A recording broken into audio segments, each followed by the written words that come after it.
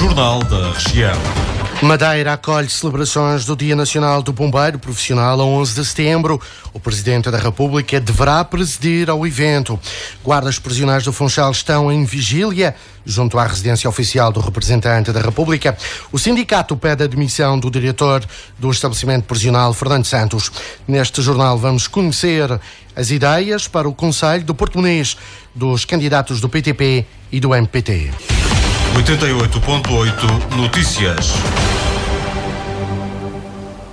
O Sindicato Nacional do Corpo da Guarda Prisional está a realizar uma vigília desde as 11 horas junto à residência oficial do representante da República para a Madeira. Segundo o presidente do sindicato, Jorge Alves, a vigília traduz um descontentamento em relação ao diretor do estabelecimento prisional do Funchal, Fernando Santos.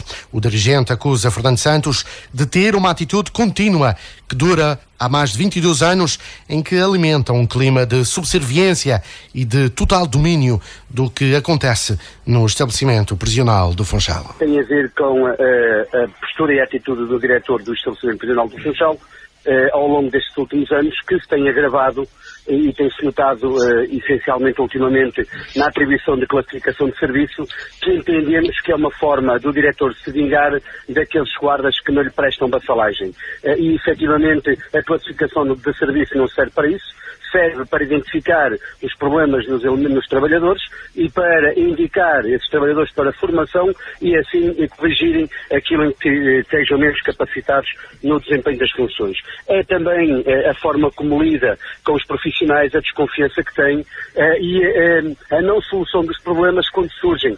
Concretamente, quando os reclusos, por alguma razão, alteram a ordem, agridem guardas prisionais e o diretor insiste em não acompanhar os processos para o Ministério Público e acusar os reclusos de agressão física, psicológica, aquilo que acontecer a trabalhadores da administração pública e agentes de autoridade no desempenho das suas funções.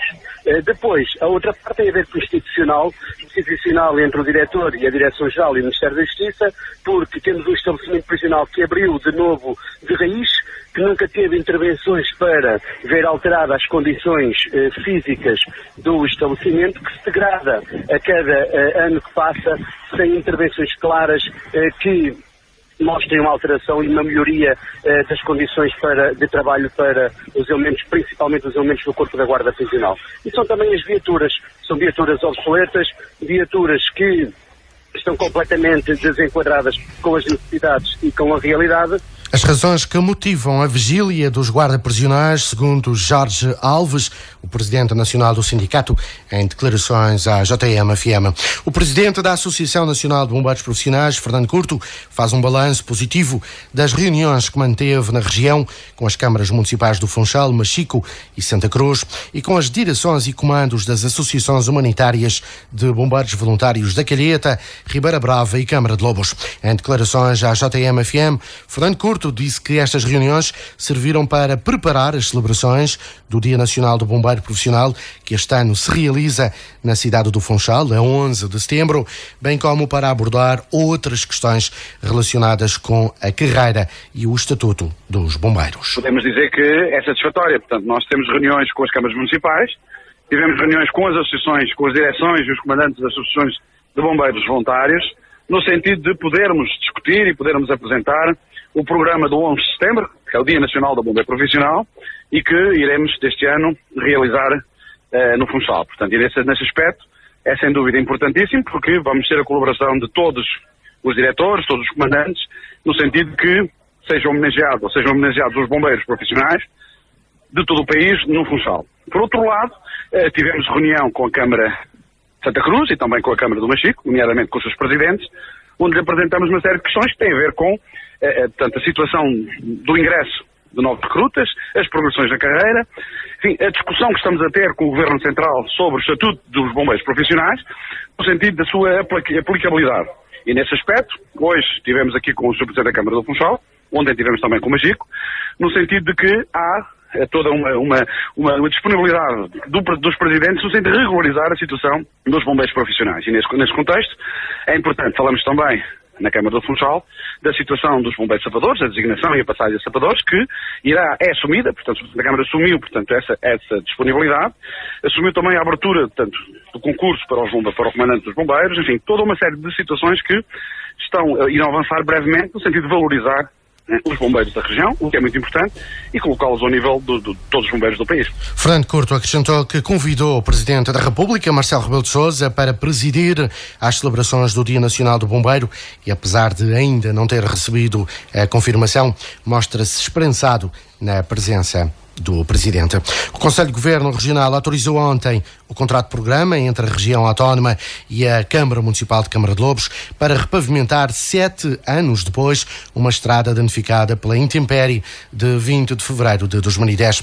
O Secretário das Finanças, Rui Gonçalves, criticou a inércia das outras câmaras relativamente a esta questão. Às vezes fica um pouco,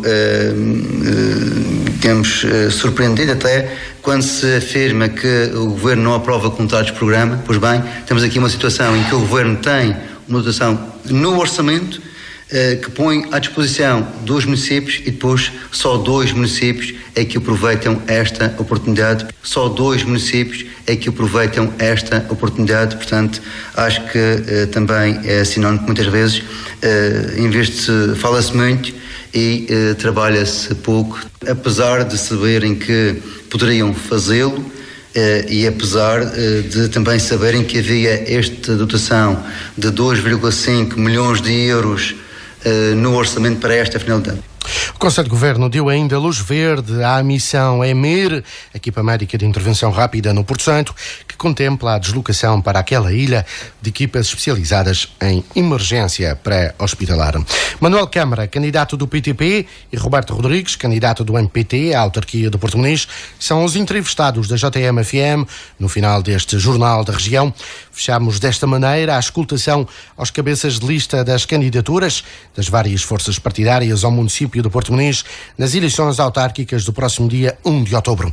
Manuel Câmara, do PTP, defende que o espaço onde se realiza anualmente a feira agropecuária seja transformado num museu vivo, contribuindo assim para a revitalização daquela zona do concelho. A atual área onde se realiza a Feira do Gado, que é uma coisa que é feita uma vez por ano, portanto, temos ali meia dúzia de adeias, é um evento que já se prolonga por bastante tempo, é bastante bom, mas se calhar transformá-la num museu vivo da natureza e da pecuária do Porto Muniz, que era uma coisa que se podia fazer, não digo todos os dias do ano, mas possivelmente todos os fins de semana, 1 ou 2 vezes por mês.